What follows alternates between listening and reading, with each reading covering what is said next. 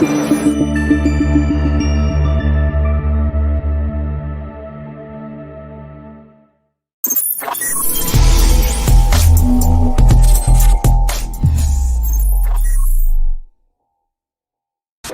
so early. You guys want to get some coffee or something? Can I get a cup of coffee? Black? Can't you see we talking? White? Even little kids in Mexico drink coffee. Well, I'm not a little kid in Mexico, okay?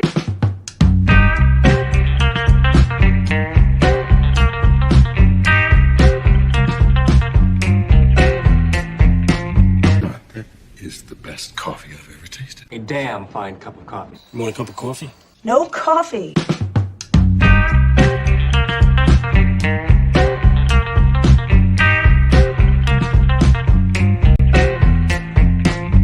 Coffee drinker, huh? Maybe we can grab some coffee? Coffee, coffee, coffee, coffee, coffee, coffee.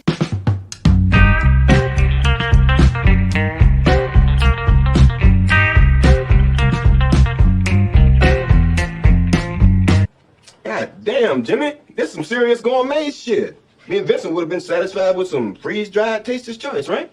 And he springs this serious gourmet shit on us. Well, good morning, good afternoon, good evening, and good golly, Miss Molly. Welcome to Morning Coffee with Brian, the show that lasts as long as my narcolepsy doesn't kick in, and as long as my coffee. And I got the big mug today. And some would say, how appropriate that I have a big mug.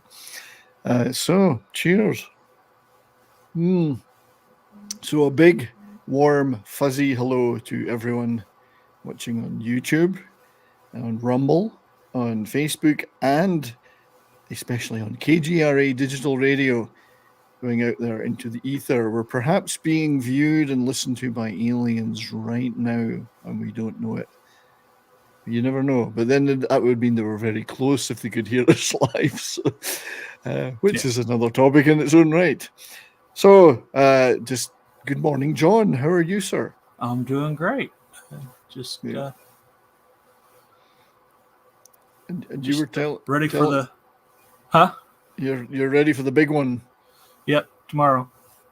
Yeah, well, good luck, mate. And you were also saying that you're on your final round ever of soda. Yep. Today will be the last day I ever have soda in my life. So. Wow. I mean, never say never again. Well, no, I can't. With the operation I'm having, I can't ever have soda because. All right. But you could do what you could just go. You could pour it like in movies. The people have given up drinking. They pour a whiskey and they sit it in the bar in front of them to test themselves. Or you can buy your soda, left it open for 1 or 2 days. Let it go flat. Yeah. You could pour it onto pennies and just clean them off. Like we used to do as kids. That was very fascinating. And Martin, good morning to you, sir. Good morning, Brian. Good morning, How John. are you? Oh, I'm fine. Eager to express our gratitude to Christian Delorme, who gave us a super chat even before the show started. My man, thank you very much. Thank you, Christian. He's a good lad. He's a good guy. Yeah, he's a good friend. Well, hello everybody in the chat. We've got a bunch of people already. It's Christian. We have Lord Thoth, our great friend. That's 2 Canadians in a row, so we're on a roll here. This could be a Canadian-only show. No, because Penny is here too. Oh, Penny is here. Yes, that's absolutely true. Good morning, Penny. I think Davina is here too. Yeah. Yeah. Good morning, Davina. Here she is. D-Bud Martin. And our great friend D-Bud Martin. Yes, good to see you. You wonderful, lovely people. Thank you for spending your precious Tuesday mornings with us. We do appreciate it very much. And we have to Roman, another great friend. And Brandon. Good guy, Brandon. Well, did you see? Shinatsky. Shinatsky. Yeah. Did you see what was posted before at 3:00 this morning before the? Yes. So we had a bunch of posts earlier from Eternized Dragon 7. So thank you, Eternized Dragon, for posting those in what was the middle of the night for us. I'm assuming you possibly are elsewhere in the universe. And quite a lot of detailed posts. Sorry you can't be here to listen to the show live. I just want to find the actual, in fact, I'm going to show this on the stream. So you referenced a couple of articles on Reddit and the Three Body Problem Reddit, which is the show that I've just finished watching. Finally completed the Chinese TV show based on the novel. And these are really detailed articles, which we will not, unfortunately, have time to go into today, but they're basically talking about the ethics of interstellar civilizational development. And as I say, I'm going to have to read these later because they're extremely detailed, very intellectualized. So we will not, unfortunately, be able to reference those in detail today, but I will take those away and read them. And if anyone's interested, looking at look to the Three Body Problem Reddit site. And it's an interesting topic if you think about it. And we're going to get into the whole, is there life out there or not question. But if there is interstellar civilizations across the universe, then is there a need for an interstellar ethics? And just how would that work with very differing races? I mean, it's hard enough to get it to work on Earth. So certainly a topic worth discussing. I did notice there were some fairly bleak outlooks on these articles. So, anyway, everybody check those out if you get the chance. And thank you for all those posts, Eternized Dragon 7. As I say, I did finish last week's topic for the show was the Three Body Problem novel and TV show. I did finish the Chinese TV adaptation in the end, 30 episodes of it. As I say, I think it was pretty good, other than the fact they could probably have chopped 10 episodes and nobody would have noticed. Yeah. They could have compressed quite a bit of that. I mean, there's only so many scenes set in the antenna listening station in the Mao PRC era that you can take. Okay, I get the point. I get it. Yeah. I'm only about halfway through, and I'm like, okay, this could be a bit shorter. Shorter. When it got to the point, excellent. Like the stuff in the game was great, in the VR game. The second last episode, I think it was the second last episode or the last with the ship.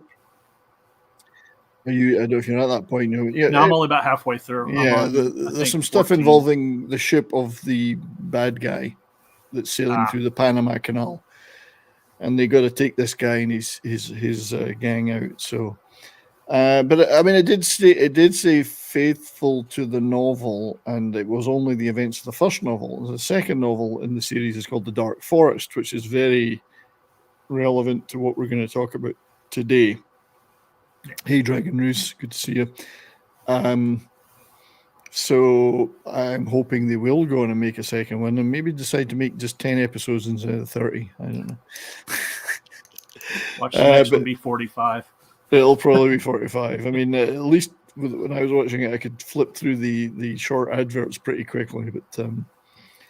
But I do know what now. I now know what's Chinese for three body, sanzi. So, I learned something from that show, but it was pretty good. And then the Netflix adaptation will be interesting, if nothing else. So, yeah. So Anima Confusa, good morning to you. Good morning, LDG. Good to see you. I'll have to drop by one of your live streams sometime, mate. I'm sorry, I've been so busy recently. I haven't had the chance. We've also got Andy Morrow. Various other people, but thank you all for being here.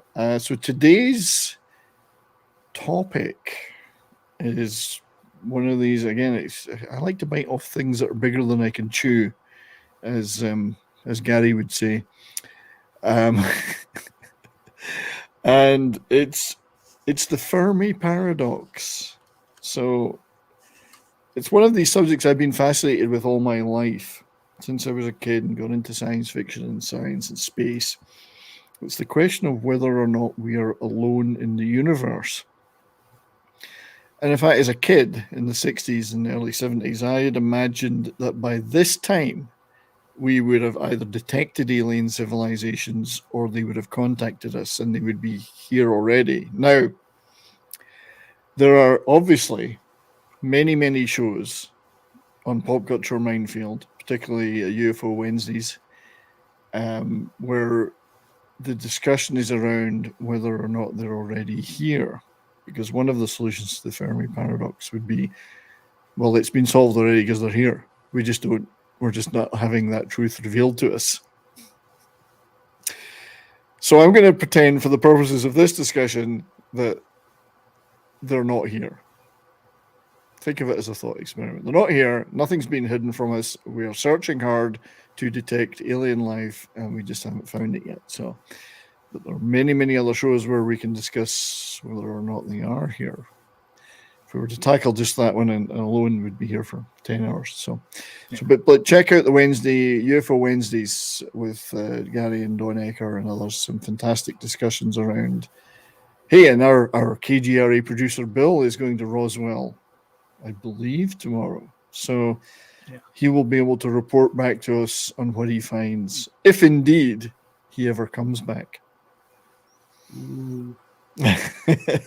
He may be beaming in from Alpha Centauri at this time next week. So I had imagined by this time, 2023, that we would be teeming in aliens.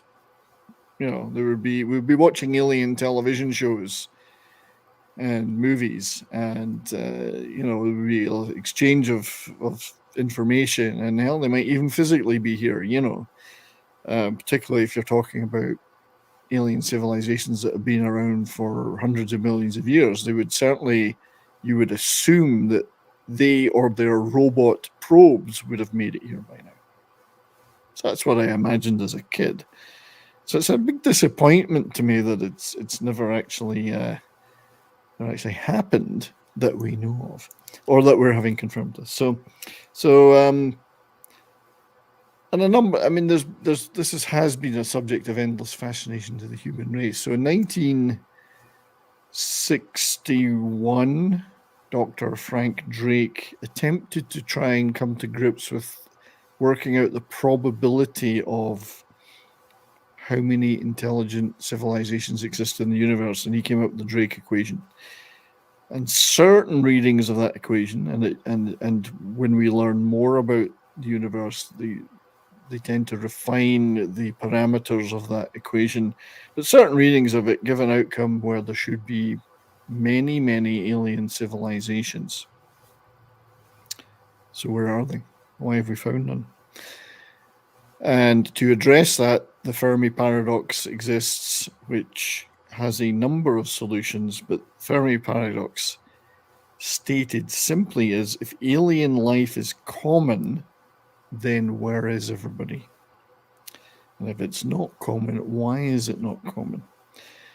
So today we're going to take a look at this topic. Well, the worst outcome is that the bugs eat us. So that may be, well, Gary tends to get probed a lot. As you can see from the back picture behind me, it is a picture of Gary's back door being probed.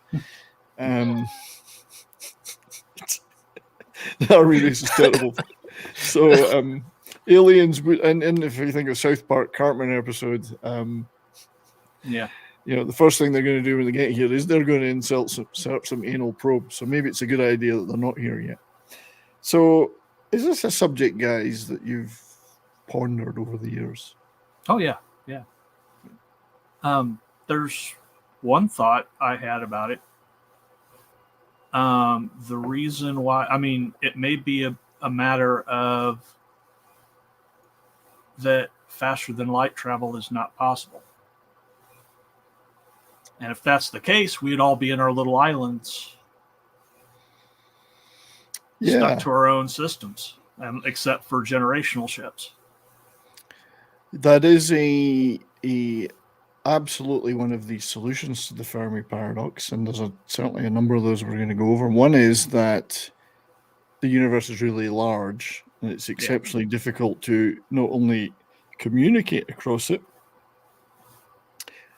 but also to physically get anywhere, given that limitation. And as you say, generational ships or mechanical probes would be the only way to do that.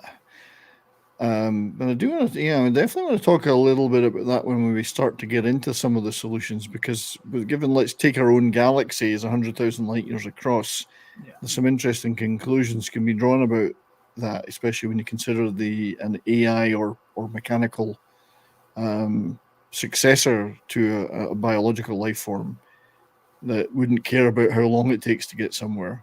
Well, why is that? If there's another alien civilization that reached that point in our galaxy, 100,000 years is nothing to them to get here. So that's certainly a question. Martin, are you pondering this question?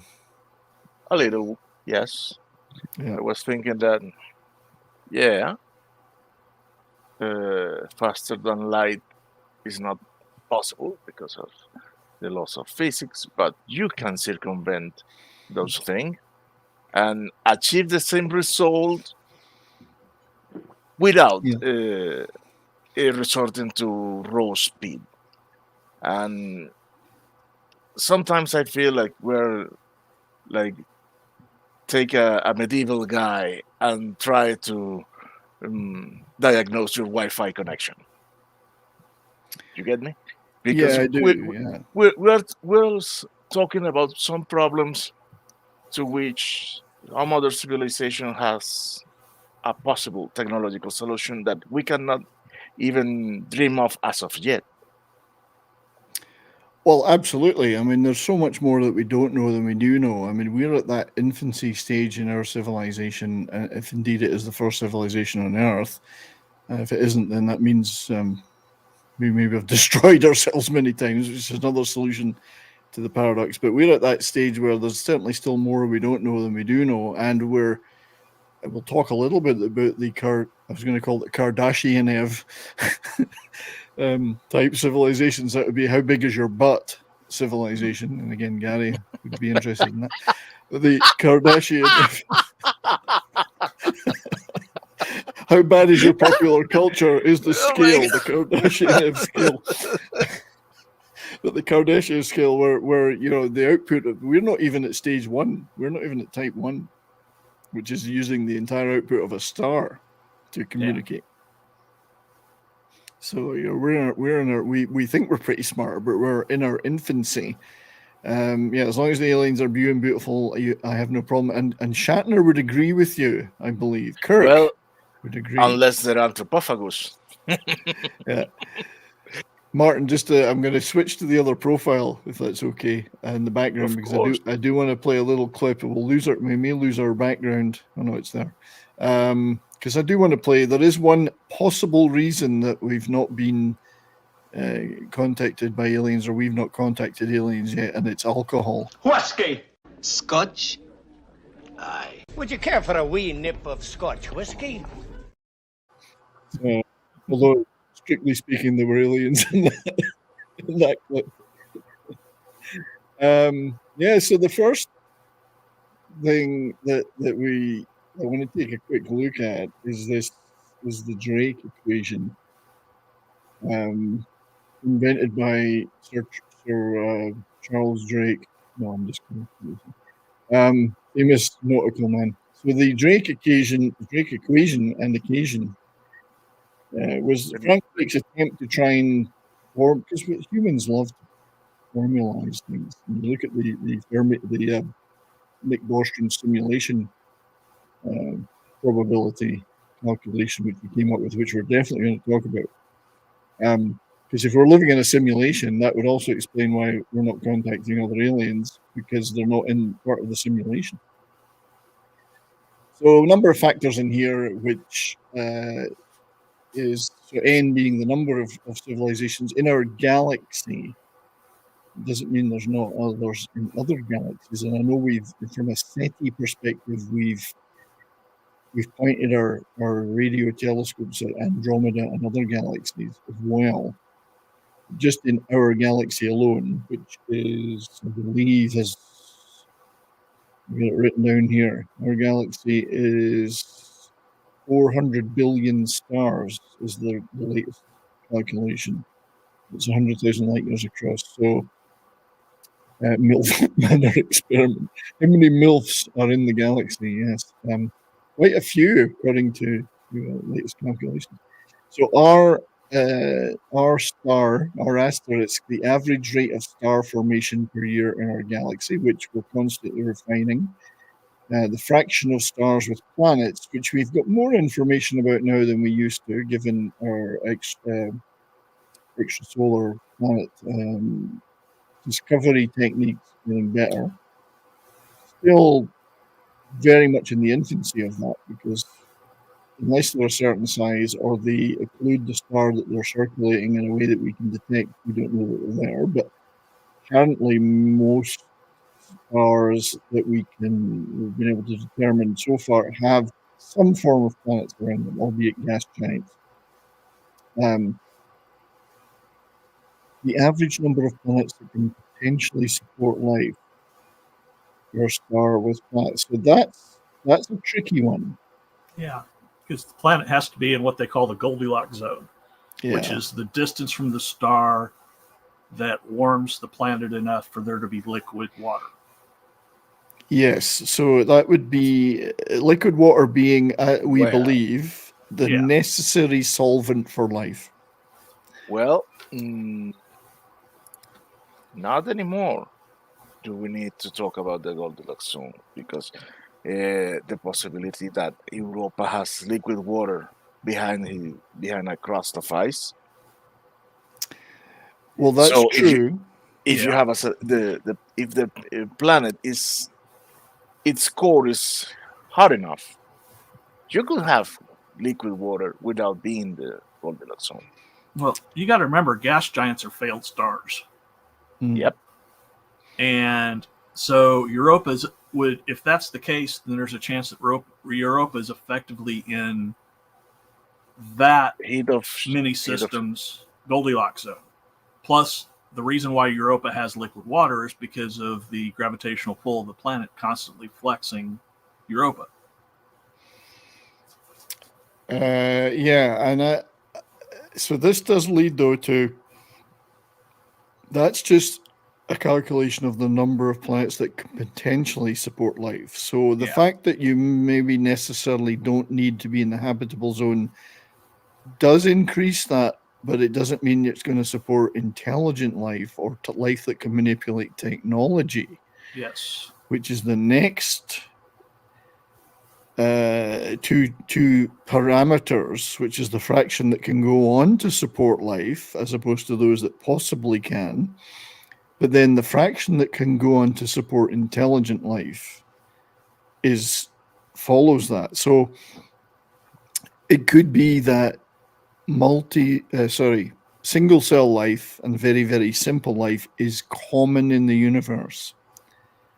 And if we discover, for instance, as you say, in Europa or Io or one of these other Jovian and Saturnian moons that has liquid water underneath a shell, they may have simple life. It's possible we can even discover that we've had biogenesis on Earth several times with other simple life that isn't related to our own current DNA structure. However, it doesn't mean that they would develop ever intelligent life, if we can define what intelligent life is. But I would say it's roughly speaking something that can develop technology that would enable it to either communicate other species or travel in space for these purposes. Because if you're a single cell life form in Europa under the ocean, it's unlikely you're going to develop thumbs and do smelting of iron. Yeah. etc., which is what this equation tries to break down a little. So, well, actually, we just passed an important question. Is there intelligent life on Earth? Jury's still out on that one. The jury is out on that one. I'm sure in the chat we can have some comments on that. And Zax is here. Good to see you, buddy. You're always welcome to join on the show as well, Zax, if you wish. Davina just say R.I.P. Greg Bear, and I absolutely agree that one of my favorite authors of all time. I did a little video tribute to him, and great author, and had some fantastic stories about contacting alien civilizations, or indeed the other way around. Martin, remind me, did we read Christian's super chat earlier, or did I skip it? Christian is yes. We did read it. Super sticker. Well, it was a super sticker, yes. Yeah, we got it. We Sorry, didn't give him a video though. No, we didn't. So I'm going to do that. I am going to give Chris. Sorry, I because I wasn't in the right profile. It's my fault. We will give a video to Christian to thank him, and I think it's this one. You have our gratitude. So let me take that off the screen again. My apologies, or Martin can maybe find it and take it off. Thanks, mate. So, yeah, intelligent life needs a certain set of parameters beyond life, and we're going to dig into that a little deeper when we get to the Fermi Paradox solutions, because, you know, it's one thing to develop a life, it's another thing to develop multicellular life, and then for that multicellular life to go and to develop the physical aspects required for technology. Yeah. So the next one here, there's a lot of F's here. F1, FL, FIFC. FC, the fraction of civilizations that develop a technology detectable from space. Hence the Kardashian Ev. Yeah. Can we see their butt from space? And then the length, another critical one, the length of time such civilizations release detectable signs into space, which has a number of aspects affecting the Fermi paradox, such as do they survive long enough? Do they bother to do it for long enough that they could be detected, etc., etc.? We'll definitely have a little discussion on that later. But right now, I'm going to take this off the screen. I'm going to play a little video from the SETI Institute, the Search for Extraterrestrial Institute, just talking just for a couple of minutes about the Drake equation. Hopefully, this will not cause us any issues. But we'll see. If I can find the correct video file, we will be in business. So here we go. Well, you've probably heard of the Drake equation. It's said to be the second most famous equation in all of science, after E = mc squared, a formula that you probably use every other day. Well, what is the Drake equation? It was cooked up by Frank Drake in 1961 at the first modern conference on SETI, the Search for Extraterrestrial Intelligence.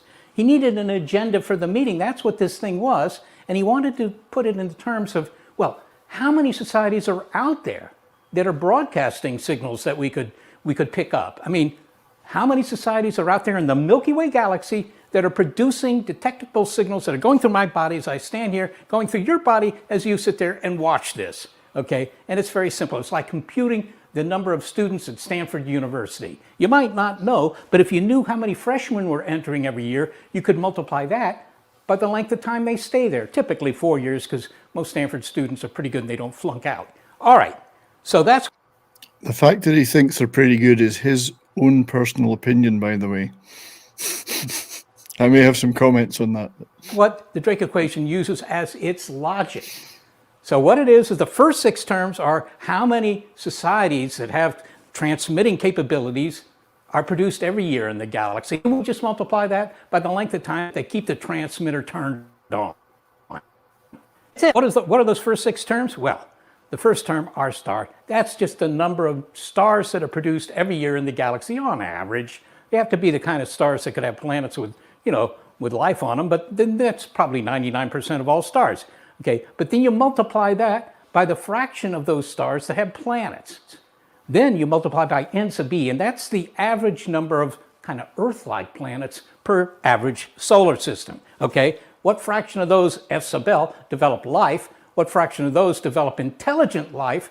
What fraction of those with intelligent life develop communicating civilizations? In other words, you know, they're not just sitting around there chewing their cud and reading cheap novels. They actually build transmitters and receivers and stuff like that. Multiply those first 6 terms together and you get the number of new civilizations produced every year on average in the galaxy that have the ability to transmit. And then the last term, L, is the number of years that they stay on the air. All right. So that gives you, you know, how many societies are out there. And if that number were very small, you would say, well, maybe SETI isn't such a good experiment because we're never going to find anything. If that number is very high, then you can say, well, maybe SETI's a really good experiment because we're going to find something fairly quick. All right. Well, nobody knows what most of these terms are. I mean, we know some of the astronomy terms, but we don't know things like what fraction of planets that are kind of like the Earth, you know, eventually produce life, let alone intelligent life. Or how long does a technologically sophisticated society stay on the air? Maybe they invent radio and then, you know, 100 years later, they invent the bomb and they blow themselves away. I mean, we don't know, but it's a great way to organize how we think about these things. And that's why you'll find the Drake equation in the last chapter of almost every astronomy textbook you can buy. All right, so pretty good summation of it. That's from the SETI website and YouTube channel. Hopefully I'm not in the studio in the background, Martin. Hopefully that didn't cause us any issues playing that in terms of flagging. Certainly didn't seem to. Obviously they want people to get involved in SETI, so I would hope that they're not going to limit the access to those videos. Touched on some really interesting stuff there around, particularly the end. Even if there is an advanced civilization, are they going to stay on the air? They might say, well, we're not bothered. We don't care. And if you look at our own experience, you know, radio, we're still broadcasting on radio. KGRA digital radio is probably the furthest out there that we can get. It's 100 light years out there at least. It goes faster than speed of light, KGRA. But yeah, they might the period that civilizations broadcast may be shorter than is required for others to pick them up, especially if they're not broadcasting at that Type 1 Kardashev civilization level. I can't get Kardashian-Shev out of my mind now.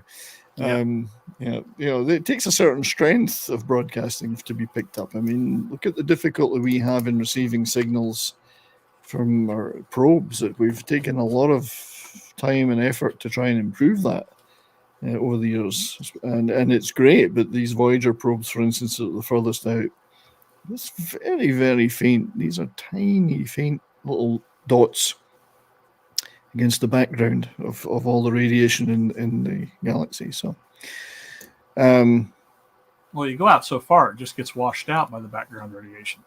Yeah. From the Big Bang. So yeah, and so a number of those factors on there are the ones that yes, we tried to refine them, but there's still a lot of open questions about those. We don't know because we've never encountered one. We have a sample size of 1, which is us.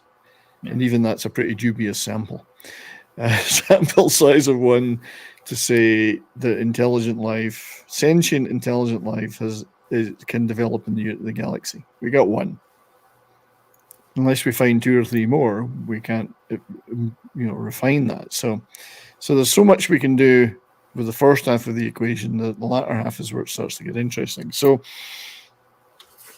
one of the So the people would ask the question after the Drake equation was formulated and discussed was, well, why are we not finding anything? Why is the equation not being fulfilled? And it's had some wildly up and down interpretations over the years. And so what we call one is the most important number. 1 is the loneliest number. Yep. As the that is song next goes. to 2. That's next to 2. So next up was where is everybody? Which became to be named, or the where is everybody question was the Fermi Paradox. So, it's the discrepancy between the lack of that evidence of advanced extraterrestrial life compared to the apparently high likelihood of its existence. So, if life's easy, where is everybody? Maybe it isn't easy, of course, is one of the answers. So I've got a little video on that too, again from SETI, and I like these little videos because they do sum it up very nicely. If there was zero, we'd be screwed. Yes, it's certainly not zero. One is, as LDG said, if it's zero, we wouldn't be here. So we know it's possible. It is possible. So let's just take a look at their summary of the Fermi Paradox. With thanks again to the SETI Institute. So here's the deal. You're, down with a bunch of friends at that all-you-can-eat lobster house. And you're talking about SETI because, after all, it's kind of interesting. You've always thought it was a nifty experiment to try and find if there's any cosmic company out there. But one of your friends says, yeah, but what about the Fermi Paradox? Now, what's your reaction to that? Do you say, well, I've never heard of that? Or do you say, well, I don't believe in it? Or what do you say? Well, let me tell you a little bit about the Fermi Paradox. Only a little bit, but it's all you're going to need to defend yourself in these frequently arising situations. Now, there's a story. Some say it's apocryphal, but the people who say that are just trying to show off with their Greek vocabulary, that in about 1950, the famous American-Italian physicist Enrico Fermi was having lunch at Los Alamos' cafeteria with a couple of physicist friends. He's sitting there eating his sandwich when he looks around and he says, so where is everybody? Now, what did he mean by that? I mean, did he want more company? Did he want dessert or, an extra helping of ketchup? No. What he was saying was this. Look, the galaxy's big. Everybody knows it's big, about 100,000 light years across. But 100,000 light years, well, that sounds like a lot, and it is a lot. But if you could build a rocket that could go 1% the speed of light, that's pretty fast by current standards, but after all, we only invented rockets about 100 years ago. Imagine an advanced society that could go 1% the speed of light. They could cross the entire galaxy in 10 million years. You say, well, that's a long rocket ride. Yeah, but what if they stopped along the way and set up some sort of society on suitable planets? Well, if you figure that they do that they find some intermediate stopping place, a rest area, if you will, for interstellar travelers, and they spend a couple of thousand years setting up their society, and then some of them get a little bit of the wanderlust, and then they go off to the next star over, again, at maybe only 1% the speed of light. Let's assume they never build rockets that are any faster. Well, this is a pretty simple calculation, and it turns out that if they, don't make any mistakes and go in the wrong directions, it'll take them on the order of 10 million years to have visited every star system in the galaxy. Now, if they do make mistakes and they sort of wander around, randomly like crazed ants, then it takes them 30 million years. It's hardly any different, right? Now, you might say, well, a 30 million years colonization project. Who's going to be able to do that? Well, we don't know. But the point Fermi was making was that if anybody ever wanted to do it, they've had plenty enough time to do it. The galaxy, after all, is more than 10 billion years old. In fact, it's closer to 13 billion years. So if they wanted to do it, they could have done it. They don't all have to do it. Not everybody has to have that desire for empire. But if somebody has had it, there should be aliens everywhere. We should see evidence all over the sky. And we don't. So how do you reconcile this apparent paradox, the Fermi Paradox? Well, there are entire books devoted to possible solutions to the Fermi Paradox. Let me give you a couple. One is, there are no aliens out there. Now, if you believe that, you probably believed a lot of things that you probably shouldn't believe, because it just seems hard to believe that there's nobody out there with 1 trillion planets in the Milky Way and there are no other societies with technological capabilities. Very unlikely. The second possibility is, there are plenty of aliens, and in fact, they're here. No worries. Where is everybody? They're here. They're buzzing they're crash landing in Roswell, doing other things like that. Bill's going to tell us tomorrow. Seem very likely to me. in any case, either. But here are some other things that maybe you've thought about and maybe not. Frank Drake has suggested they're not going to do it. They're not going to colonize every star system in the galaxy because it takes too much money, or if you prefer, energy. You know, for the same cost, they could give everybody on their planet the really hoity-toity lifestyle. And why would they want to go somewhere which might not be as good anyhow? That's possible. Another possibility is that the galaxy is a little bit urbanized. There are some places that are better than others. Well, I'm sure that's true. And as a consequence, maybe the galaxy is urbanized. And the aliens are camped out on, you know, the Miami Beach of the Milky Way, wherever that is, okay? Another possibility is that they turn inwards. They're not worrying about going out into space, you know, expanding their frontiers. They're interested in the inner frontiers, microengineering, developing thinking machines that fit into, you know, the size of a domino or whatever, that their focus is inward, not outward. That could be, any of these things could be. There are at least 100 explanations for why the galaxy is not obviously colonized.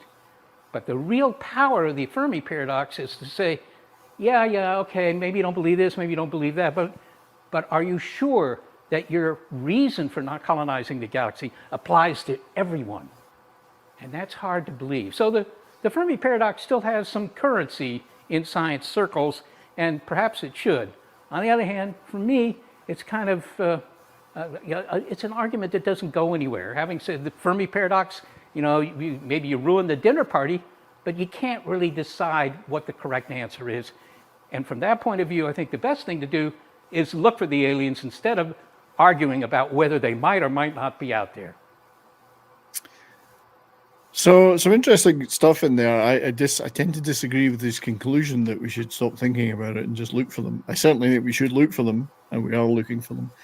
But I think it's great fun to argue about the parameters of the Fermi Paradox. And Enrico Fermi came up with it, and unfortunately he didn't live long enough beyond that in 1950 to really expand it himself on it a lot. But I think it's well worth talking about. It's interesting, but it's also a great philosophical discussion for our civilization, because it does raise a number of questions about our own development and progress and things that we might want to try and do or avoid or not avoid. So I think one of the things that is, sorry, well, I just removed that from the studio. There we go. One of the things that is needs to be discussed, one of the key, most depressing solutions perhaps, would be that we are genuinely alone. That we, the human race, and the planet Earth have struck the cosmic jackpot, and we are the only ones here. Or it's so rare that this conditions on our planet and in this part of the galaxy and in this galaxy are so rare that it's not common, and we will never encounter another intelligent species. What's your feelings on that, John? That's the depressing answer. There's one thought I had that what if we are the aliens? In respect of even on our own planet or in our own solar system, or just to other species out there? No, as we come from the stars initially, that we were either seeded or we're the remnants of an advanced civilization. So the panspermia thing. I've always struggled with this, not because I don't believe it's not possible. I think it's eminently possible, but to me, it doesn't really answer anything for me. So when so let's say they would take the argument that life on Earth came from Mars. Like Mars developed life early in the solar system. Rocks from Mars were blasted off, landed on the planet Earth. Life develops. It doesn't really answer anything for me, because all it says is, well, that life started on that planet over there and stuff here. It still doesn't really say where did life come from? How did life develop? Yeah. It just moves the starting point to a different physical location. Yeah, I see your point. It's perfectly valid as a theory for how life on Earth developed. Now, let's say it was an intelligent spacefaring civilization that either traveled through our galaxy depositing life. Sounds very Ridley Scott Prometheus, creating life on other planets. But then where did they go? And where are all these other civilizations they seeded? Would be my question. Yeah.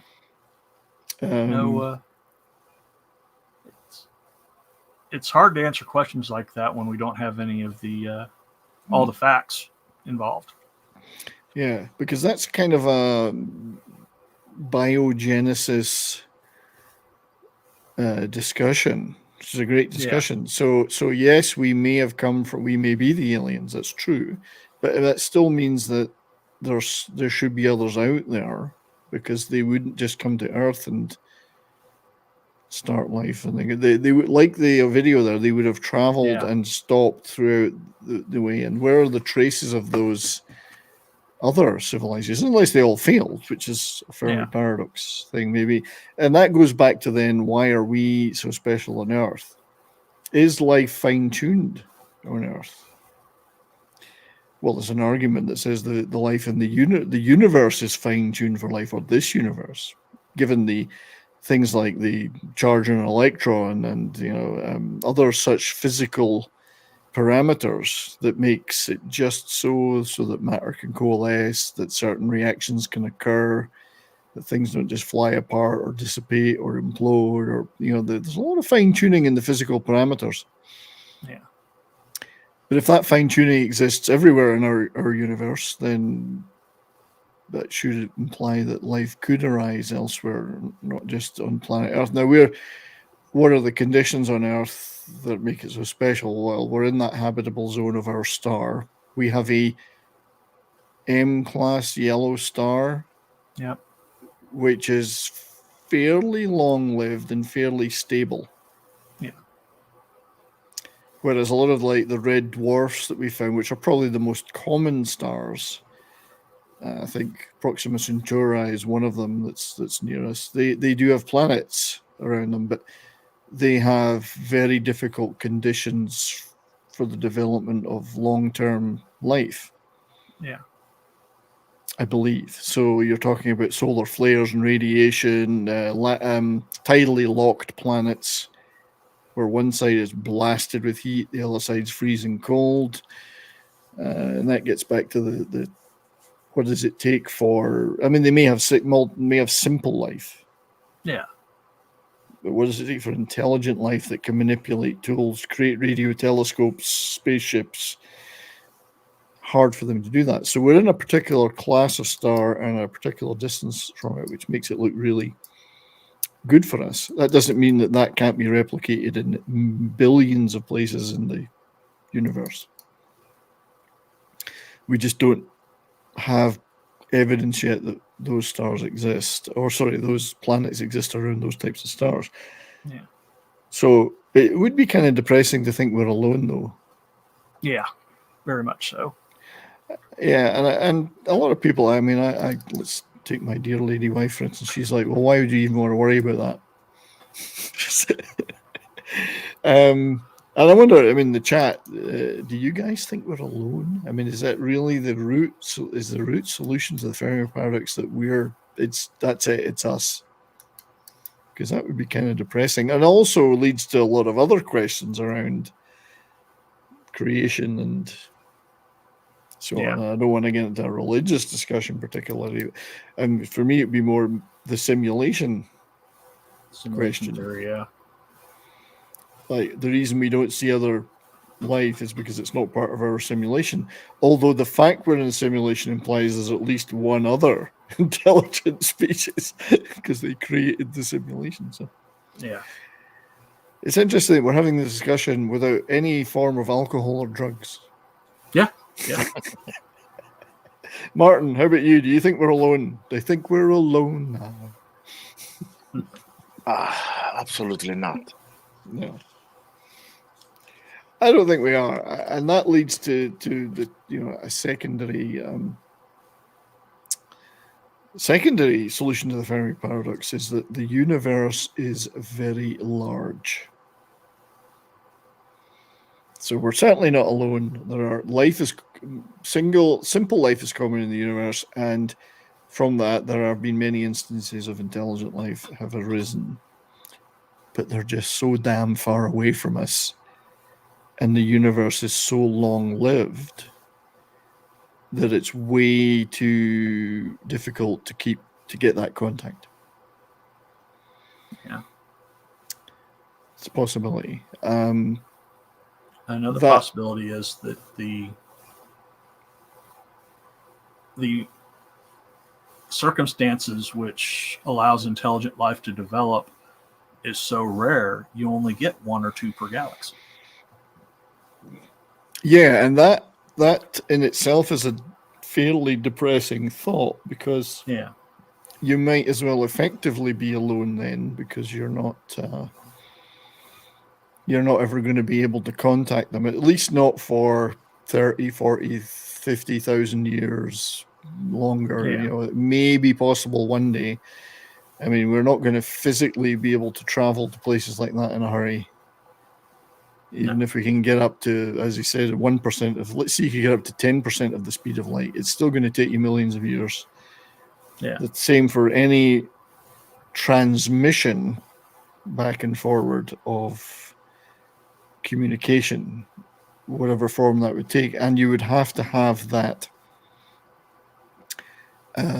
powerful type 1, type 2 type communications power to be able to speak. So that's kind of because it's kind of depressing too. So Davina, there is still an awful lot we can't explain. So the thing about the age of the universe is we're talking about the age of the observable universe that we can see and detect. We don't know what's beyond those boundaries. In fact, I've got a very nice image. Guys, we have 4 minutes left. Yeah. So what I'm wondering, first of all, is who took this picture of the universe? Like, who was outside of it that took the picture? Yeah, see, this discussion doesn't even take into account other dimensions. Oh, it doesn't. No. We're just talking about, let's say, the model of our universe, which is there was a Big Bang, the 14 billion years ago. Before that, different discussion entirely, what did or didn't exist. And that universe has expanded to where it is today. We can see a certain distance of that, the observable universe, which they say is 90 billion light years across, is our observable universe. It's 13.4 billion years old, and there are several 100 billion galaxies, we assume. That's what we can detect today. But I mean, that picture has changed a number of times over the years as we get better detection and better methods of figuring it out. Doesn't, as you say, it doesn't take into account multi-dimensions, multiple universes, bubble universes, all sorts of other stuff. So I think, those themselves are fascinating discussions, but we're probably just going to stick to today. Our observable universe, it's a marble. It does look like a marble. And I still want to know who took this picture of the marble then. So yeah, we'll stick to that discussion, I think. But Davina is right. There is an awful lot of stuff that we're continuing to discover. I mean, it looks like galaxies formed really early after the initial plasma from the Big Bang cooled so that photons and electrons could exist. Yeah. Seems like it didn't take long for galaxies to form after that. However, those early galaxies were mainly composed of hydrogen and helium. The heavier elements didn't come until those stars had exploded and thrown those heavier elements created out into the universe. So all sorts of, according to the star formation that we know today. So. Yeah. So, Martin, you're where we got a minute? Yep.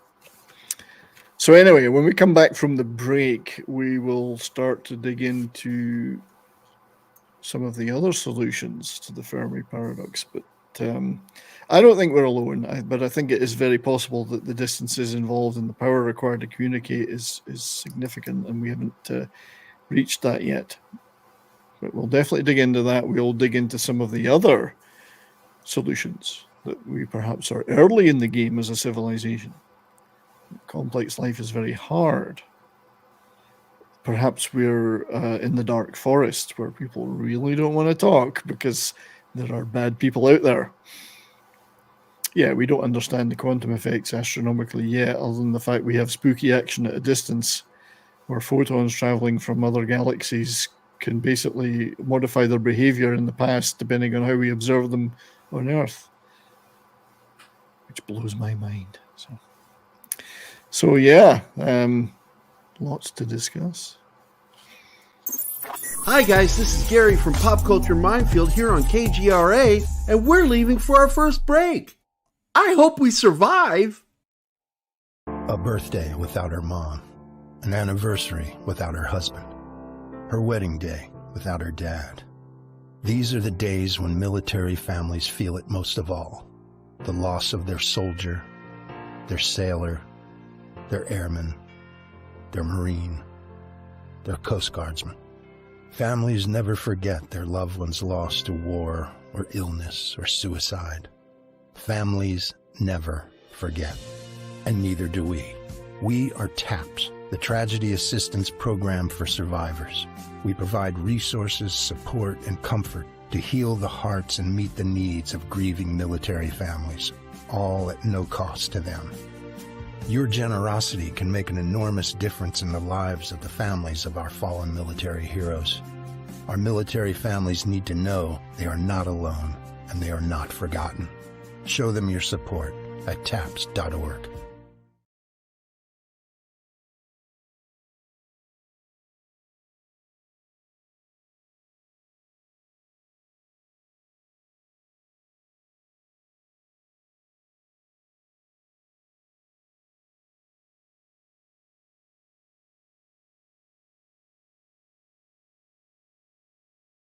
Facing humanity is on the verge of being settled once and for all. The Mutual UFO Network has been at the forefront of this journey for nearly 50 years. Our members worldwide are dedicated to the research, documentation, and awareness that will shape the future of humanity. Won't you join us?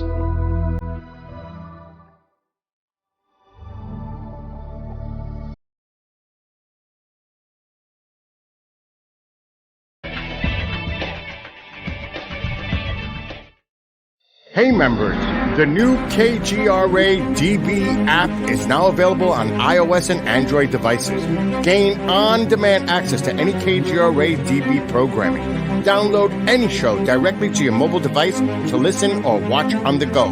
Go to the App Store and search KGRA DB. Oh wow, we survived. Welcome back from the commercial break.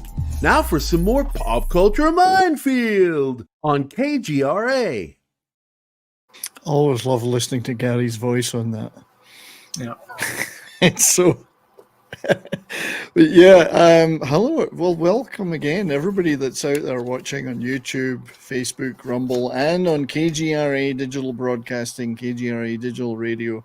Thank you for sticking with us and being here for this fascinating discussion on is there intelligent life on Earth and in the rest of the universe.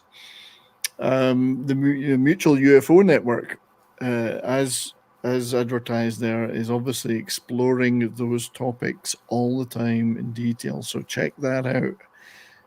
They've got a number of fascinating videos and discussions on this. A lot of them focused on whether or not they're already here, and we've already detected them. We just don't know it, or it's being kept from us. But also, discussing these solutions to the Fermi Paradox and so on. And I'll just share a couple of nice images because it's always nice to have an image while we're talking. This is probably a picture of your average planet out in the universe, which is fairly inhospitable. I don't know. Those other celestial bodies are too close to be possible. Well, that's another thing. Effective tidal effects of large bodies nearby, and so on. It's very difficult to get just the right circumstances for life like us to develop. That doesn't mean there are no other forms that could be intelligent, but there are certain reasons why our physical development is ideal for life, because we're on a planet with not too much or too little gravity. So we have opposable thumbs, we have hands. Certain things are implied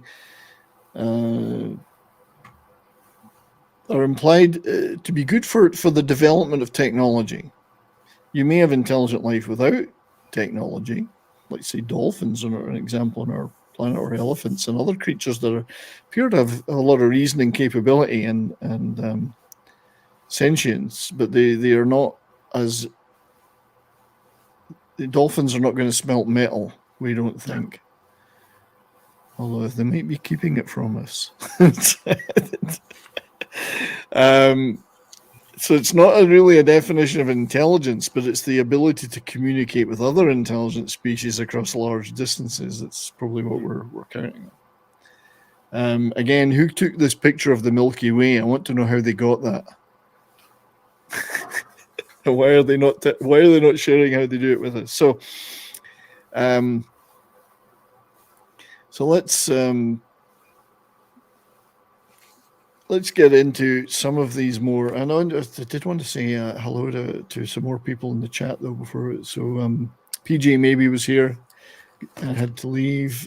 We did survive the break. That's right, Dax. Penny, we dropped out of warp speed during the commercials. Lots of interesting ideas going on in there. So let's say they are out there. One of the other solutions to the Fermi Paradox is that we're possibly looking in the wrong places or in the wrong way. So what do we mean by that? So a large part of our SETI searches so far has been based around radio telescopes and listening for radio broadcasts, or the equivalent electromagnetic broadcasts in frequencies such as radio and visual frequencies. So because that's how we've grown in the last 150 years. We invented radio, we invented television, we started flinging broadcasts out there into the ether, many of which we talk about, like in the film Contact, they talk about, well, they got the Hitler broadcast from the 1936 Olympics.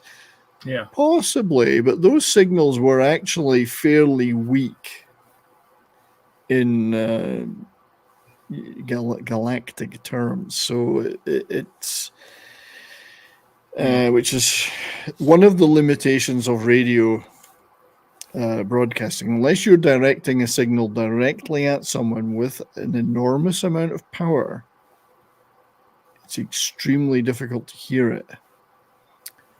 So even if we're listening, and we are listening on tens of thousands of frequencies with some of our radio telescopes, and are we even listening for the right thing? Perhaps those civilizations have advanced well beyond leakage of electromagnetic radiation. Yeah. And there's also the question, are we facing the right direction? Yeah.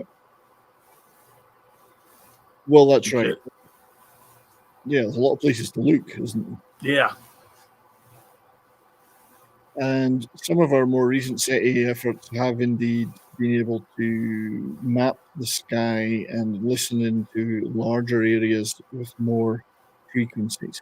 But that still assumes that civilizations are going to be broadcasting using electromagnetic radiation in those frequency bands.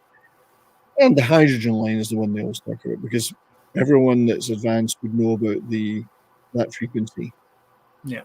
and that it would be extremely easy to pick up somebody broadcasting there for various reasons. So there is hope that we'll find something there. But then again, if civilizations, many advanced civilizations may just not be doing that. They're well beyond radio, television, and all those other things that we think are great because we just invented them in the most instant of time in galactic terms. Yeah. So that's, one of the solutions is we're just not looking in the right places, and we're not looking the right way. Now, we are trying to change the way we look for technological signatures. So you may be able to detect, for instance, Dyson spheres. Yeah. Or other major technological artifacts in other star systems of that nature. You might be able to detect in their atmospheres, which we're starting to be able to do, detect the atmospheres of external of exoplanets.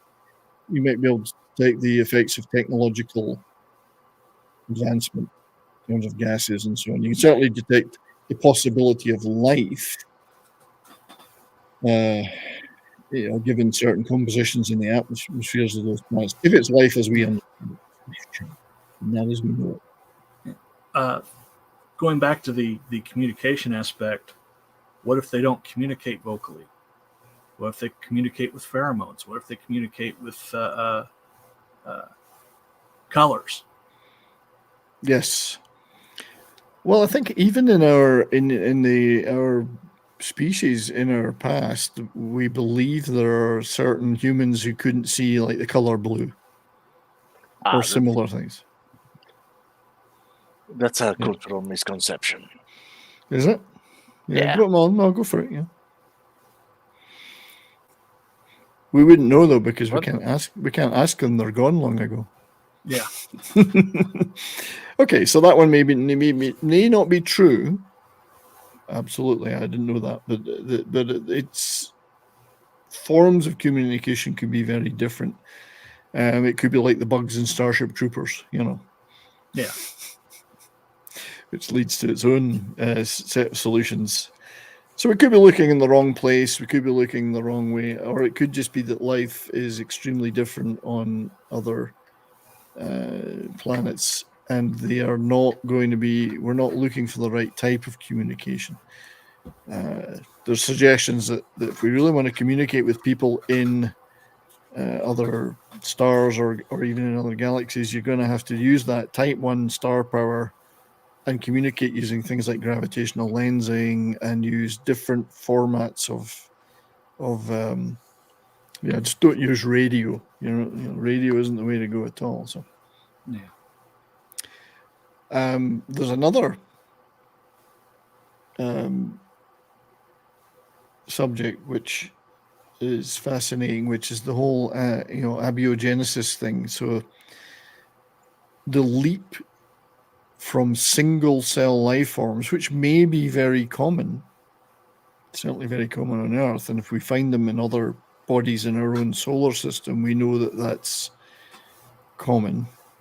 You've never seen the far side of Gary's moon, but we know it's there. That's true.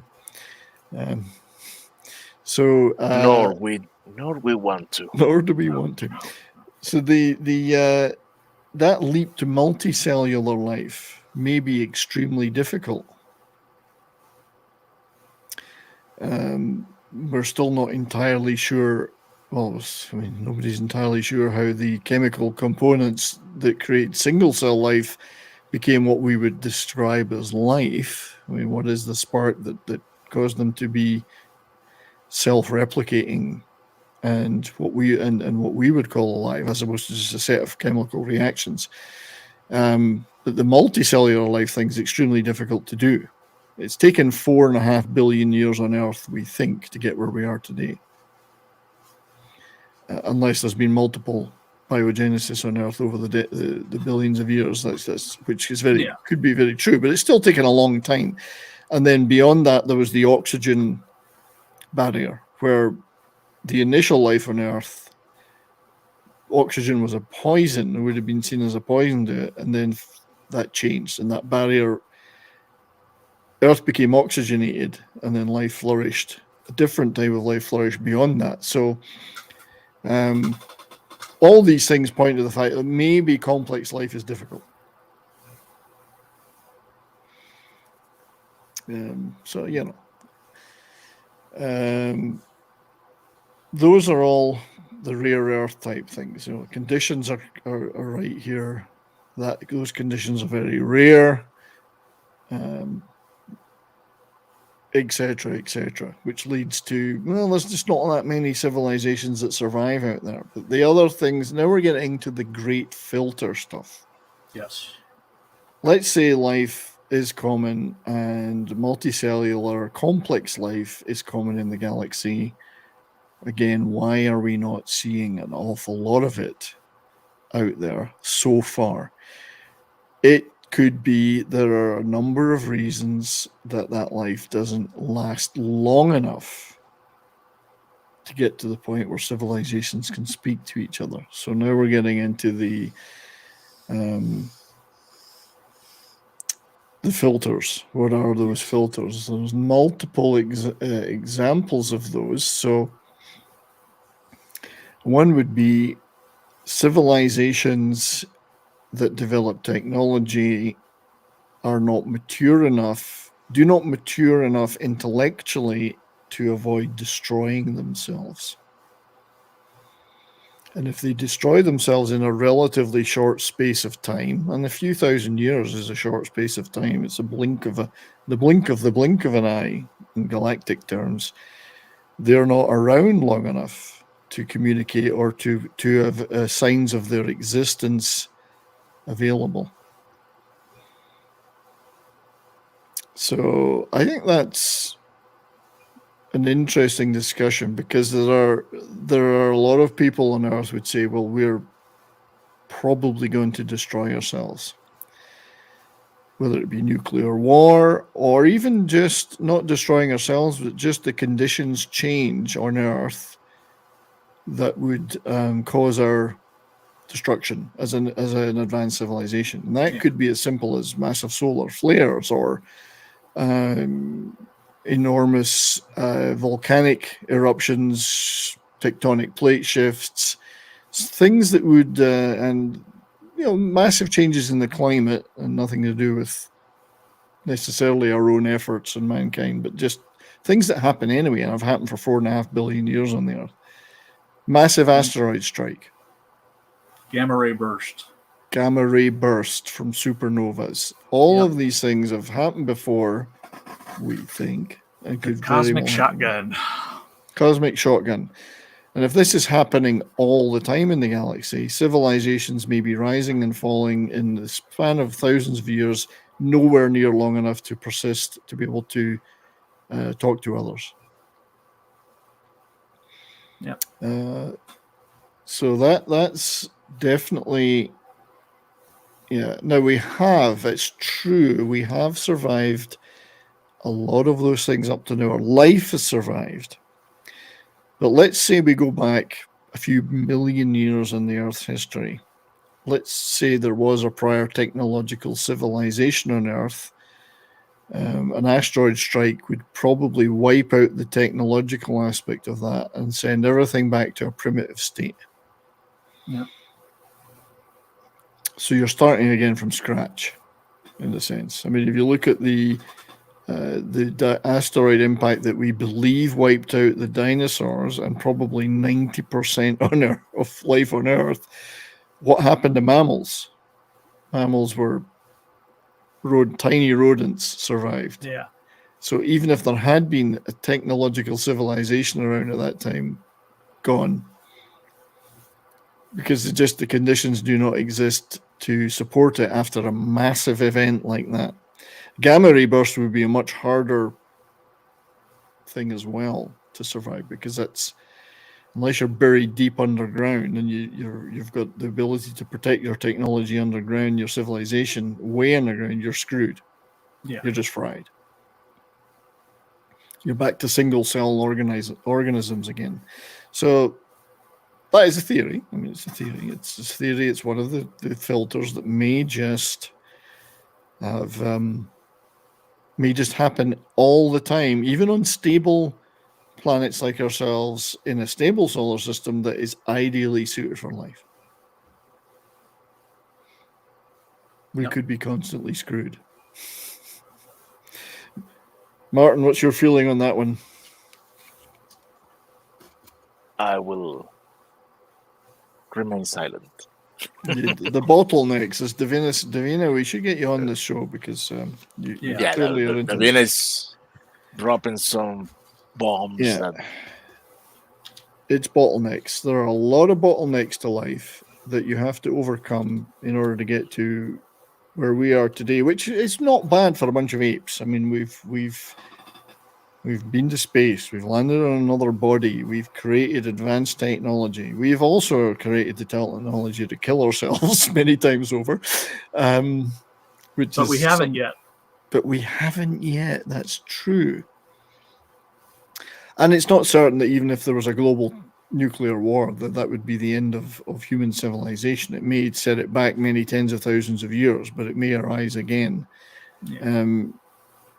Life is persistent, but intelligent life requires certain circumstances and longevity to be able to talk to others. And that may be a filter, that civilizations are so precarious because of physical conditions that it takes them out again and again and again, and they have to keep coming back. Yeah, and I think Davina's right. This is one of the... So why do we even care? This goes back to that question. The possibility of civilization destroying events gives us the impetus to spread, which is kind of counter to one of the great filters, which says, well, civilizations just die out and they're gone. If they're aware, like we are, that can happen, they work hard to spread themselves out. So we go to Mars. We could live in the upper atmosphere of Venus. We could live on certain satellites with the right technology in the solar system itself. We can live in space stations. We could build generational spaceships. The fact is, though, if other civilizations have done that, we haven't detected it, or those generational spaceships have not reached here yet. So again, where are they? If that was a common thing to happen, they possibly should be here by now. Yeah. Although the galaxy is a big place, maybe they went a different direction. Maybe their GPS isn't very good. Their galactic positioning system. They ended up taking a wrong turn at Uranus, as Gary would say. Boom. Yeah. So. Well, the problem with that approach, Anima, is how can you do better when you are not told what you did wrong? Well, that's right. So the thing about that is that I find interesting is, let's say technological life has arisen on Earth more than once. That this current iteration of the human species isn't the first. And people say, well, how would that be? How would that be? Surely we would see signs of them. Well, not really. No. Tectonic plate shifts on Earth and other geological factors on Earth would wipe that stuff out within thousands of years. Yes. There would be literally nothing left of prior technology. Wind and water would erase it to nothing. Yeah. In 100,000 years.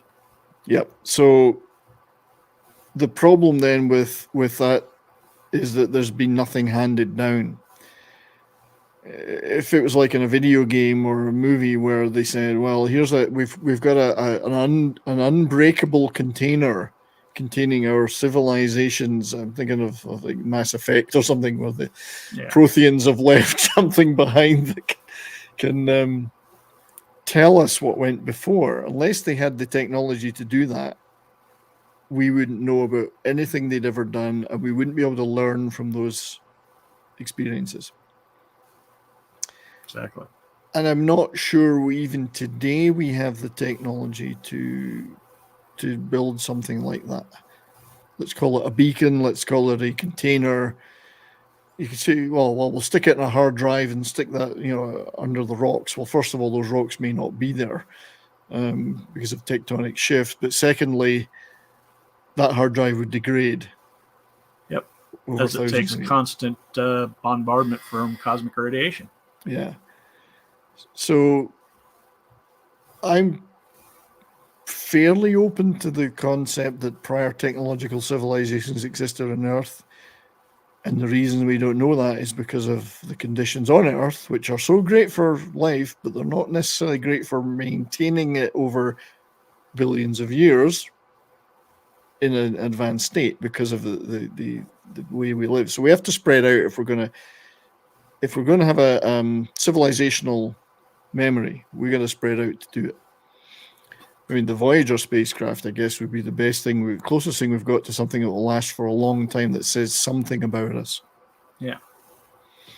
And even they will be subject over time to micrometeorite degradation, cosmic radiation degradation. They may well be wiped out or obliterated in the blink of an eye because of certain galactic conditions.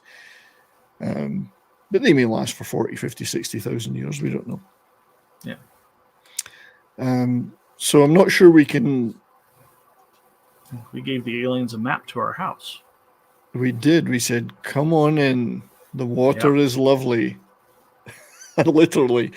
Yeah, I mean, the Dark Ages, our view of history is guided by many things, one of which is the lack of recorded information, or the fact that the victors always recorded that information, or ordinary people's lives were just not recorded because only the very top elite had any bearing in history in terms of recording. So we don't know what civilizations may have been like 10,000 years ago on Earth, 20,000 years ago, 100,000 years ago. It's a fascinating subject to me. Yeah. So civilizations, a great filter is that civilizations may die out quickly. They kill themselves off or they're wiped out by universal conditions. But the other one that's kind of more chilling, wrong one, sorry, let me remove that. I need the correct picture. Present video file. No, not video file. Present. Share Not screen. something quite so hopeful. Yeah, those are all. So there's a number of natural phenomena which may make prolonged civilization difficult. And if we can get beyond some of those, we may be able to survive for tens of thousands, hundreds of thousands, millions, possibly more of years. If you develop your civilization to a certain point where you can spread out or you can build structures that allow you to preserve what you've done today and to continue the species. We're not there yet. I mean, you can build as many seed banks as you like in Norway or whatever. Those things, again, would be wiped out over thousands of years without any problem. The more scary thing is that civilizations are not wiped out by natural processes, but they are wiped out by others who are already there. So the dark forest is another, and many people have been talking about this for a while now. Even people like Stephen Hawking and others said, perhaps we shouldn't be quite so noisy because we do not know what is out there. We have like the movie Contact, we have a view of, in some movies, we have a view of an ET. We have a view of alien civilization as well. They must have advanced to a certain stage if they're able to contact us, where they are ethically and morally nice people. And they're going to go, hey, welcome to the Galactic Club, the fraternity. Come on in. And so we're busy broadcasting out there. We're busy sending spaceships out with a map. We're sending signals out saying, here's where we are. This is what we look like. This is because we're lonely. We want to. Yeah. It's a galactic Tinder. We want to meet people.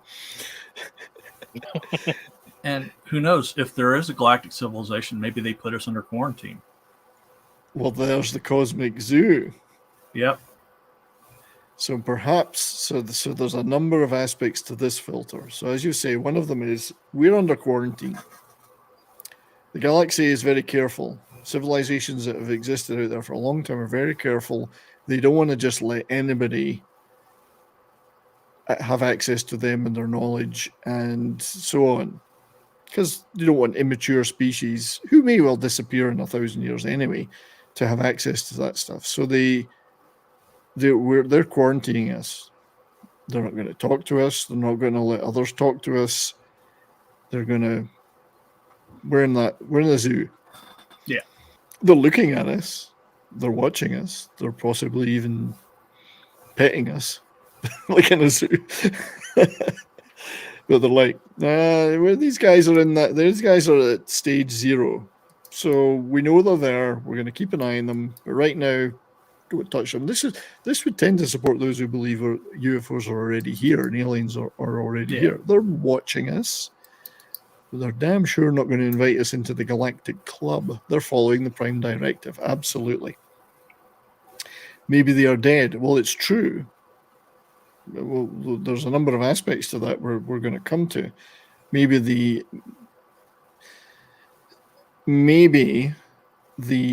biological civilizations that existed are dead. But that doesn't mean that machine civilizations that they've created are not still out there, which is another hugely fascinating topic. We're definitely going to talk about that a little bit, but well, indeed, The Cage was an excellent and still one of the greatest stories. Yeah. In science fiction. So the Dark Forest is, let's say, maybe we shouldn't be quite as keen to go out there and tell people we're here, because we do not understand the psychology of alien civilizations that may have existed for millennia. They may be biological. They may be machine civilizations they've created with millions of robot probes, von Neumann probes, whatever, going out, replicating themselves. One of their motivations may be, if anybody pops their head up above the parapet, we're going to cut it off. So they can stay on top. Yeah, because they are a threat to us, and our prime motivation for existing is to preserve ourselves. We don't trust that we can share the galaxy with those upstarts. And people go, well, how could they think like that? They're advanced technologically. We don't know what alien psychology is like.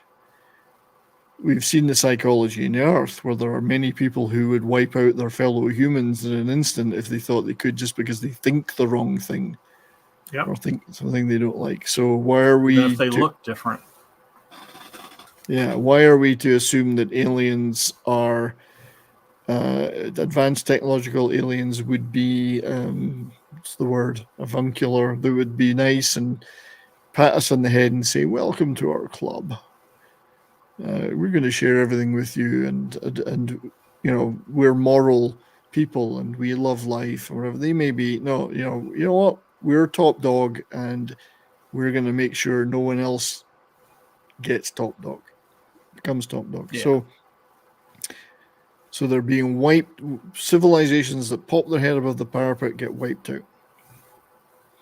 If they get to a certain level of technological advancement. Below that, they might say, that's okay, you're all right. You're not in any danger to us right now.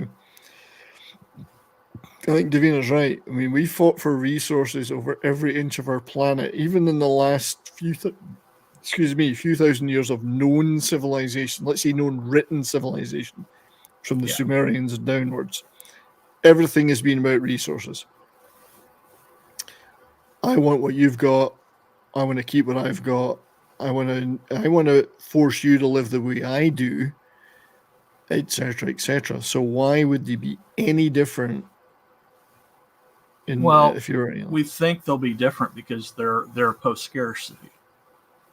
Mm-hmm. That's the thought behind that, but that still doesn't That just takes care of resources. That still doesn't take care of ideology. Remember the mechanism employed on the novel 1984. Yeah. They could they had the possibility of living post scarcity, and the scarcity were imposed artificially just to maintain control. Ooh, Yeah. it's Well, something that like falls under the ideology. We may develop the point where, yes, we have the technology to become post scarcity, but we don't because, or we do, but we use it to control everybody else. yeah, artificial scarcity. Artificial scarcity. I think I could give a real world example out of many on the planet Earth. Oh, So yeah. let's look at North Korea, a subject that Korea is a subject dear to my heart in the last couple of years. I studied their history a lot, watch a lot of their entertainment. For some reason, it fascinates me. As a country, their history fascinates me. So North Korea formed following the Japanese occupation being overthrown after the Second World War, and then out of the ashes of the Korean War, the state of North Korea was formed. North Korea being a totalitarian state based upon Marxist-Leninist principles, but with a cult of personality on top for the Kim Il-sung family, the Kim family. Yeah. They created, I mean, we think China and Soviet Russia were bad, but Kim outdid them. The Kim family outdid them by several leagues in North Korea.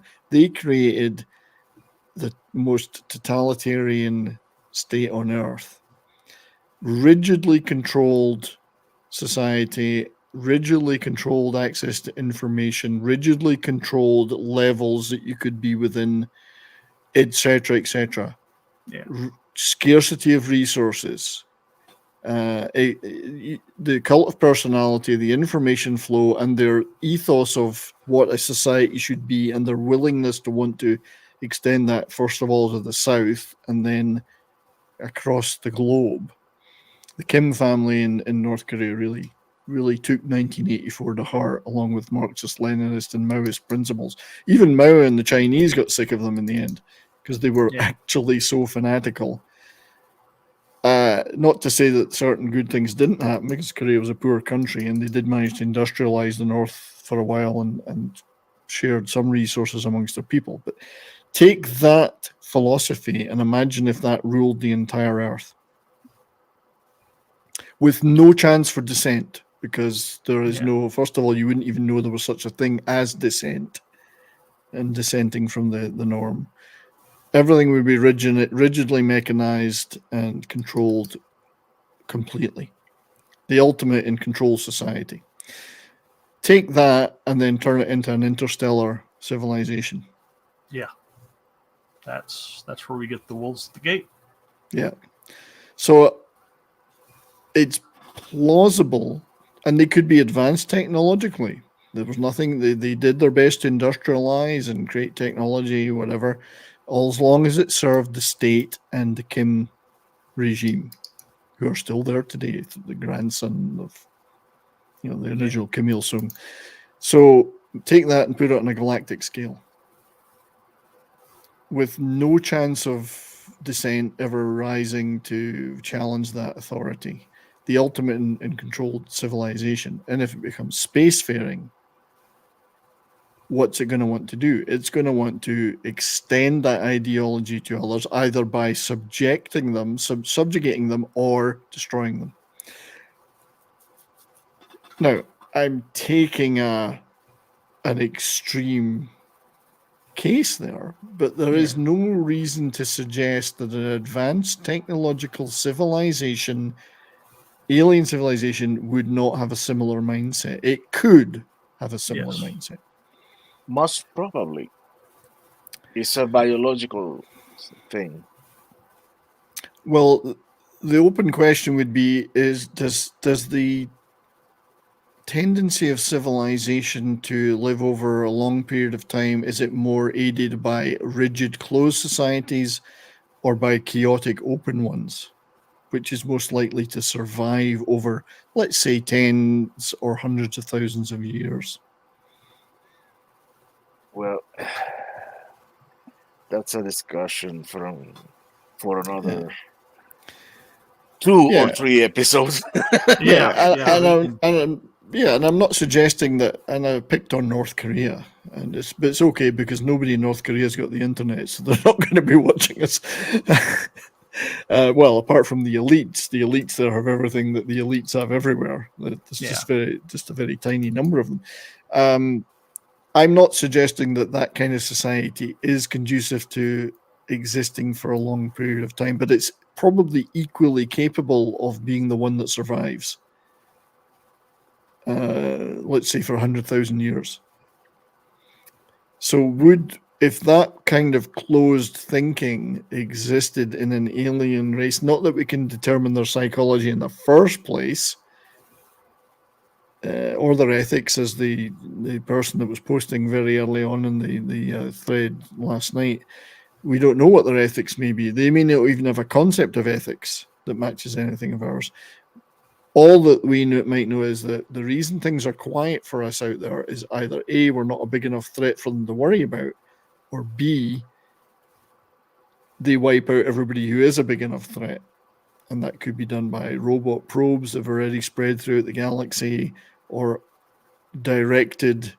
What if they could trigger a supernova that would give us a gamma ray burst that would destroy us? What if they could use robot probes to throw asteroids at us? Perhaps blow up an asteroid and direct it towards us, etc., etc. I know I'm into science fiction territory here, but oh yeah, it's not beyond the bounds of reason, is it, John? Nope, it's not. And it's like Arthur C. Clarke said, any technology sufficiently advanced enough would seem as magic. Well, that's right. We may look at that stuff, and yes, we can picture it. That's not advanced enough. What if they're able to throw these asteroids great distances? Well, that's right. I mean, we if you're a type 2 Kardashian-ev civilization with a much bigger butt than we've got, they could fart in our general direction. I mean, it's Monty Python now. I'm slipping into Monty Python. They could. I mean, really, what I'm thinking is this. We're doomed. We could be. The Dark Forest one is the most frightening thing, and it is not beyond the bounds of possibility. That because if they've got that kind, if they're able to direct the entire energy of an entire star system to do things, what chance would we stand defending ourselves against that? We could barely even begin to think, even now, of defending ourselves against an asteroid strike. And it's interesting that many of our governments and institutions are actually trying to do something about such a thing, almost as if they expected it to happen at some point. Well, it has happened before, so it's logical to think it could happen again. It's a certainty it's going to happen. Now, whether it happens before we get the technology to defend ourselves or after's a different story. Well, for me, the government interest in that situation is not surprising. Surprising to me is people saying that we shouldn't do nothing about it because it will happen. If you think positively, it won't happen. Yeah, and we all know that it can happen through natural processes in the solar system. Asteroid impacts they're less frequent now because it's 4.5 billion years down the line, but they're still going to happen. I mean, we're going to be hit by something at some point that's big enough to cause a problem. We've got our solar system vacuum cleaners out there too. We do, Jupiter and the like. Jupiter is. Go ahead, Martin. They can always stop or deviate the asteroids. They have failed Sometimes. Well, indeed. Well, but I think this is how we would probably deal with such a problem. Charles Bronson with a rocket launcher, no problem. With a pistol rocket launcher. Exactly.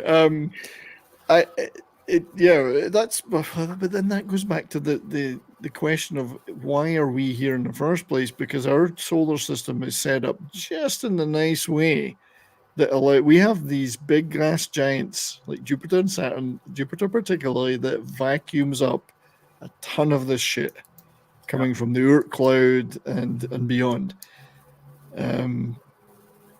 Otherwise, if we were in a solar system without that, we would be being bombarded constantly. And I know there are smaller meteorites always landing, but ones that were big enough to completely destroy or reset life again and again. So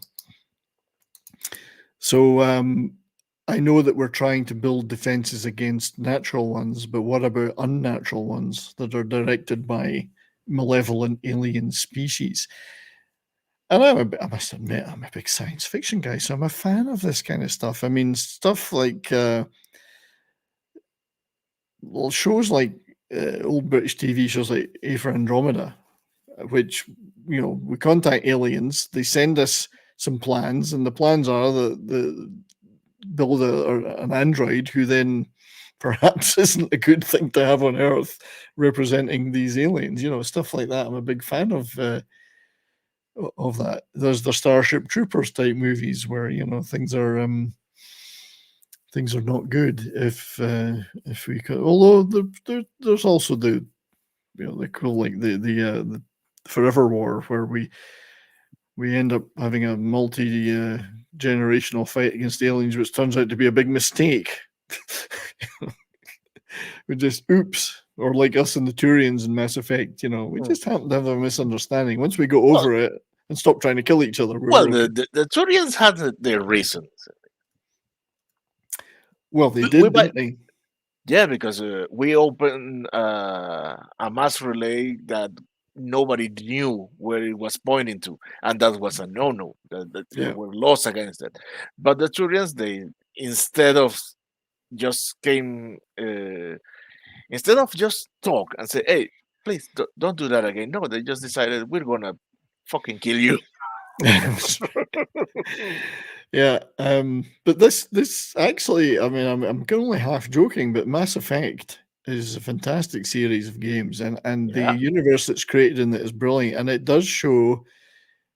I like the fact that it shows that these alien races, they're not all pleasant and polite, and there's a big bad that's trying to wipe out life again and again, and for its own mystical reasons, and then the races underneath are busy squabbling with each other because that's human nature.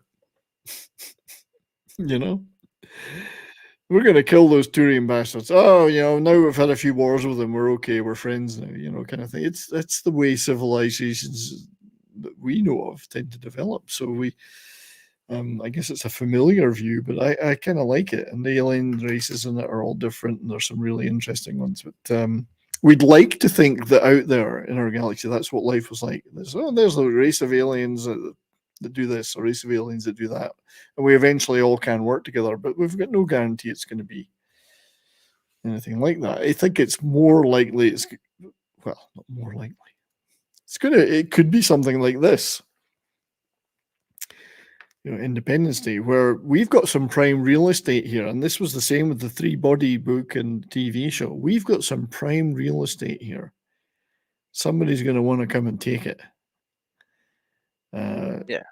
And they're not going to do it in a nice way, and they're not going to be polite, and they may keep us as slaves, or they may just wipe us out.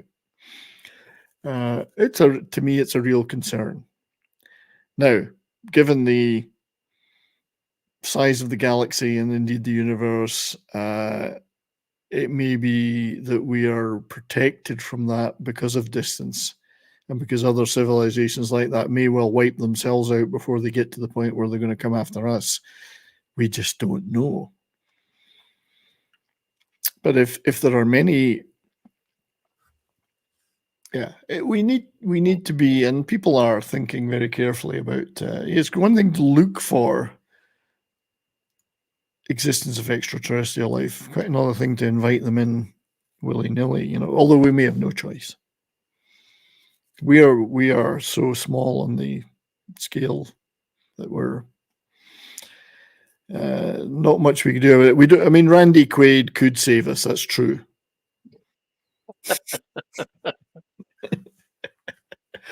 Randy Quaid. I highly doubt it, but typically, I think the odds of our surviving something like that would be 0.0.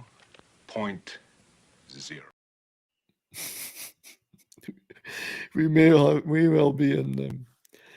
Yeah, the Krogans. We can't rule the Krogans. Those guys kick ass. no, they can be get rid of. I actually think you can manipulate them to kill each other. Yeah, the first race. You just say that it's fun, and they will do it, man. Well, that's right. The first race that we would need to have on our side, if there was an existential threat to the galaxy is the Krogans. We need a Krogan-like society, and we need to make friends with them. And we'd say, "You guys can fight. Get out there, do it." I don't know. It's endlessly fascinating that I do personally hope that there are other alien civilizations out there and that we can and do communicate with them. And I fervently hope that they may not be perfect, but they're at least reasonable, and we are advanced to the point ourselves where we're able to speak reasonably to them.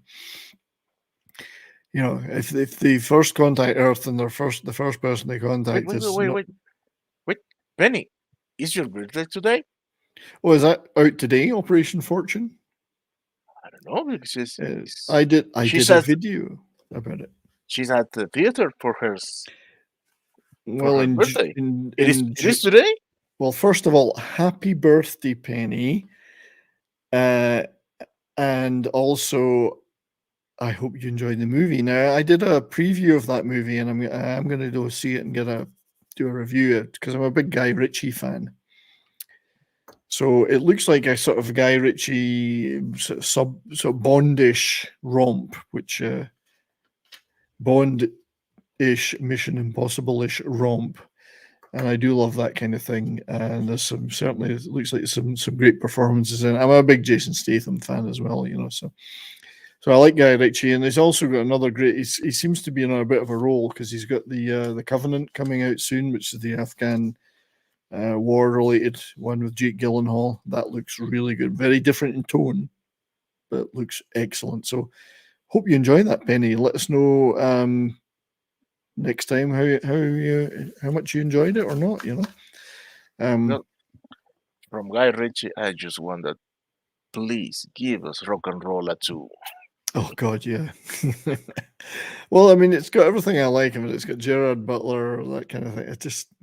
I like what Guy Ritchie does. He had a few missteps in the middle of his career in the Madonna years.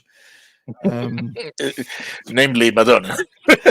Madonna, yeah. But since then, he's to me, he's back on form and he's kicking ass again. I mean, The Gentleman was a fantastic movie, a Netflix movie.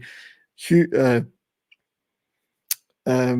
Grant in The Gentleman was just brilliant. He seems to have not resurrected his career, but because he can no longer play the goofy but handsome leading man, now he's doing like these really weird, grittier guys or creepier guys or whatever. But he's not doing Hugh Grant like he used to do Hugh Grant.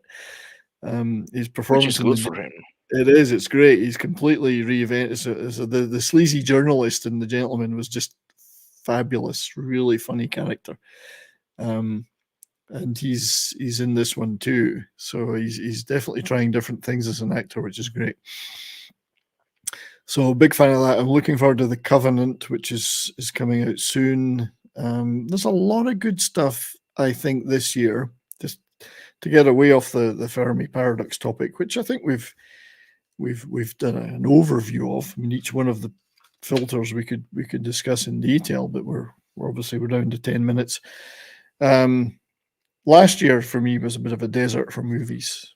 It was hard even to put together a top 10 at the end of the year. This year already there's encouraging signs there's going to be a few decent things coming out, and already come out, particularly if, like me, you're keeping an eye on things like India and Korea. And hey Bush, good to see you, buddy. Excuse me, that coffee's kicking in. Yeah, so already you've got things like John Wick 4 is coming out soon. You've got the 2 Guy Ritchie movies we've talked about are coming out. There's a couple of great Korean movies already out. One called Phantom, one called The Point Men. There's just stuff coming, 65 looks really good to me. The dinosaur Earth. Well, I assumed it was. So here's a Fermi Paradox. I assumed it was aliens landing on Earth during the dinosaur period and then become humans. Okay, I'm gonna watch that movie. I really want to watch it, but I'll keep saying that is Before Earth, the prequel to After Earth. It's the same. Yes. It's the same premise. It is, yeah. But I actually think that could be the panspermia thing. I mean, it looks to me like him and the girl are what become the human race, and it's set on Earth during the dinosaur era. It's a little of a stretch to only 2 people. Nah, they cannot. They cannot. The genetic degeneration occurs in 2 generations. Yeah. Yeah, so what you're saying is we all end up looking like Kylo Ren because of that degeneration. Well, for one, we only see that he found one survivor. That doesn't mean there's not other pods scattered around the planet they can eventually find. Right. That's a good point. Good point, yeah. It can't be just him and the little girl, because that would be creepy. Yeah, that would.